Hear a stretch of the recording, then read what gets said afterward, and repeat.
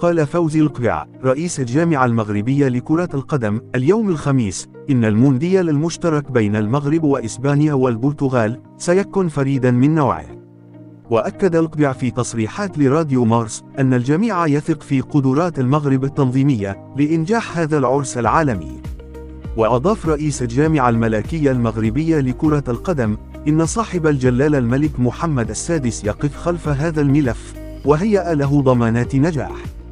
وأبرز المتحدث ذاته أن المغرب في المونديال سيكون له نصيب وافر ب6 ملاعب رسمية و6 مدن ببنية تحتية قوية جدا من أجل إنجاح هذا العرس العالمي.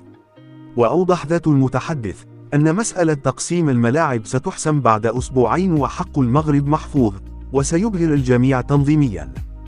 وتابع فوزي القجع إن المملكة ستغير من خططها على كافة المستويات بسبب هذا العرس العالمي من أجل أن يكون محطة لنهوض بالتنمية على جميع المستويات. وفي سياق مشابه قدم رئيس الجزائر عبد المجيد تبون طلب لسيد شوشع رئيس بطولة شوشع الرمضانية بخصوص تنظيم الجزائر هذه البطولة بدل كأس العالم وكأس أفريقيا، وقال إن وافقت سأعطيك السيارة الجزائرية الحلزون الأزرق.